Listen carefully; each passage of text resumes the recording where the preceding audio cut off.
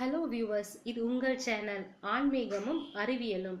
நாம் இப்போ பார்க்க போகிறது கோவிலில் ஏன் மணி அடிக்க வேண்டும் என்பதை பற்றி. மணி ஓசை நம் வாழ்வில் ஒரு அங்கமாக இருக்கிறது. மணி சத்தத்தை கோயில்களிலும் பள்ளிகளிலும் கேட்கலாம்.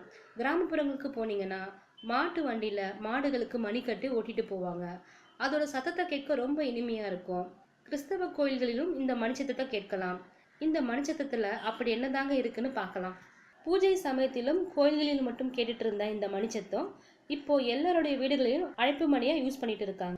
மணிச்சத்தத்தை பூஜைக்கு பயன்படுத்தும் ஒரு பொருளா மட்டும் தான் நம்மளுக்கு தெரியும். அந்த மணிச்சத்தத்தை யாரும் ஆராய்ச்சி பார்த்ததில்லை. ஆன்மீகத்துல மணிச்சத்தம் ஒரு ஓம்கார நாதம்னு குறிப்பிடுறாங்க. ஓம் என்னும் பிரணவ மந்திரத்தை சொல்லும்போது மனசுல ஒரு தெய்வீக உணர்வு தோன்றும். அது போலதாங்க மணிச்சத்தத்தை கேட்கும் போதும் நம்ம மனசுல ஒருமுகப்படுத்த முடியும்னு கண்டறிஞ்சிருக்காங்க. கெட்ட அதிர்வுகளை அங்கிருந்து விளக்கவும் இந்த மணிச்சத்தம் பயன்படும். இதுல இருந்து என்ன தெரியுதுன்னா, நம்முடைய முன்னோர்கள் பூஜை செய்வதற்கும் சாமி கும்பிடுவதற்கும் என்ன மாதிரியான யுக்திகளை எல்லாம் கையாண்டு இருக்காங்கன்னு நமக்கு வியப்பாக இருக்கு.